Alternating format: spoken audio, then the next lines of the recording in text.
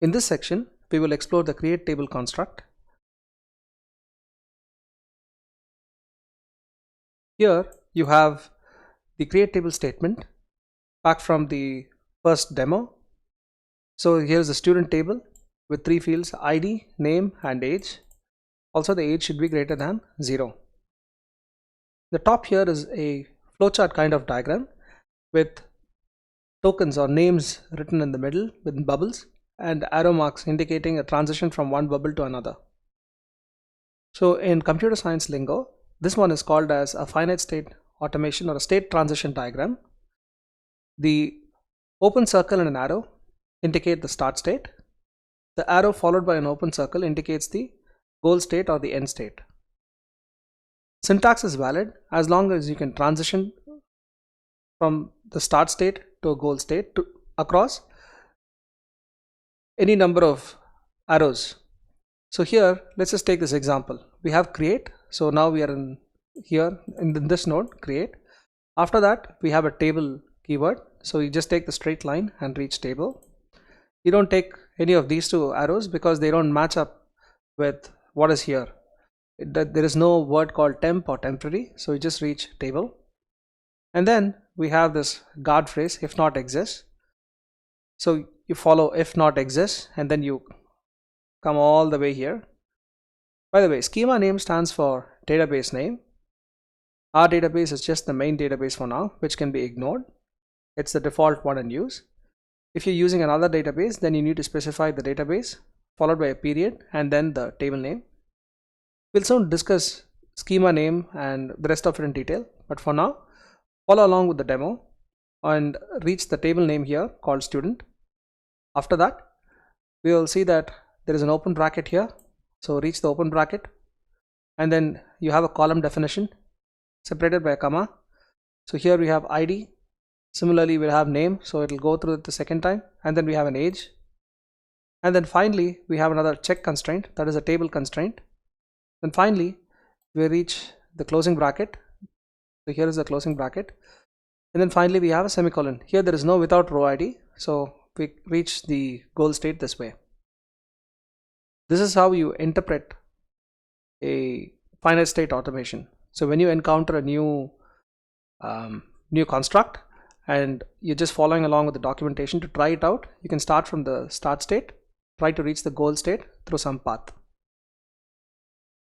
So in case this column def is unclear, if you look at the SQLite documentation, there will be some sort of either an additional link that takes you to a similar flowchart, or there will be sufficient documentation in plain text to show you how to interpret this particular box. So in the case of a table name, it's just a string of characters. So there is nothing much to explore there. Whereas in the case of a column def, if you look at the SQLite documentation, then there is definitely going to be another flowchart like this. Let's now dig into this a bit more. For starters, let's see the guard statement here, guard phrase here, if not exists. This ensures that the table creation will succeed only if there was no table to start with the same matching name. Here we see that there is a table called student. So if we execute this statement, create table student with a dummy field, then you'll see that the table name already exists error is printed out. Now if you have the guard statement,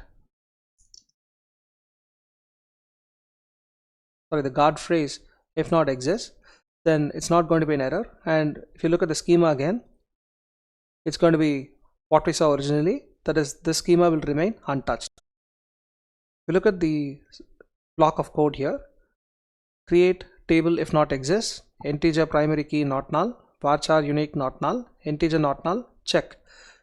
These words are all in uppercase. Though it's not mandatory and SQLite is tolerable, in fact it's case insensitive as far as commands are concerned, only the parameters like string search are case sensitive. I'd recommend you follow a certain coding guideline so that it's consistent throughout your project. So this one is a good one to pick.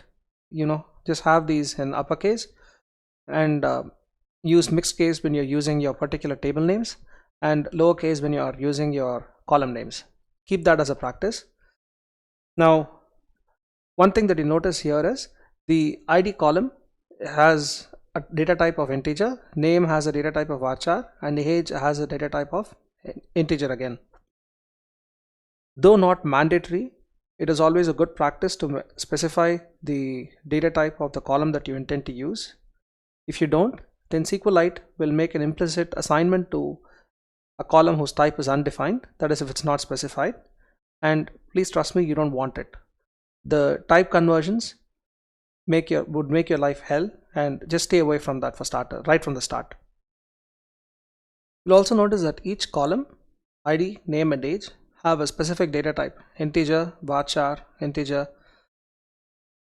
So it's not mandatory that you specify the data type in the case of SQLite, because if in case the data type is unspecified, so if you have just written name unique not null, then SQLite under the hood will make a certain data type assignment to these columns, and odds are good that they'll catch you by surprise when you're querying the table or when you're inserting or updating rows in the table. Also, when you specify a particular column as say integer as an age, you can also insert a string data type into this particular column. SQLite won't enforce any sort of hard and fast rule that you should insert the exact value. We will soon see how the storage classes will surprise you under the hood, but for now keep this in mind. Always specify the data type, specify your constraints like not null or check or whatever it is, and finally when you're from the application level, always make sure that you insert the values that correspond to the right data type. For example, age should always be an integer in the case of inserting data from the application level. Either the library should take responsibility of verifying that sanity, or in other case you make sure that in the application code that you don't throw in random values in the table. Primary key, as you saw in the very first demo, is used to ensure that there is one value of this entire, there is only one value of ID across the entire table. So there is a slight difference between a primary key and a unique key. It's that there can be any number of unique keys in a table, but a table can have just one primary key. Unique key also results in creation of an index, as does a primary key. But when you have just one unique key, you mark it as a primary key. Here is an example to show you how you can end up ruining your table structures by inserting random garbage. So first thing, ID here is 3, the name is the integer 10 according to your specification, and then the age is age 10 in single quote, so it's basically a string. You'll see that this one passes, and when you run a select, here you go, the third row also shows up. This is not something that you want to do, so make sure that values are sanitized before you store them in the table. Now that we are starting to get familiar with table creation, let's now look at a couple of rules that will make our life easier. So the table name should not start with SQLite underscore, as they are meant for internal use. SQLite does have its own set of tables meant for internal use, so avoid these prefixes, that is SQLite underscore, avoid this particular prefix and you're good to go. It's technically alright for you to create a table with the same name as a trigger, but I'd recommend avoiding it. Have a certain naming convention like TBL underscore prefix, or for a trigger you'll have TRIG underscore. So having these logical prefixes will help any new developer ease into the project, so that's something to keep in mind.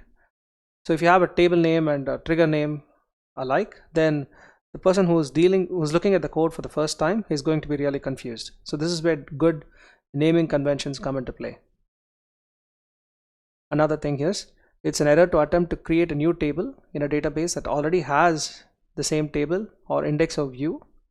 So that's why you use the if not exists guard to protect you from such errors. Finally, a table once created can be removed via the drop table statement. So let's see here, we have two tables here, student and student2. Let's drop the second table.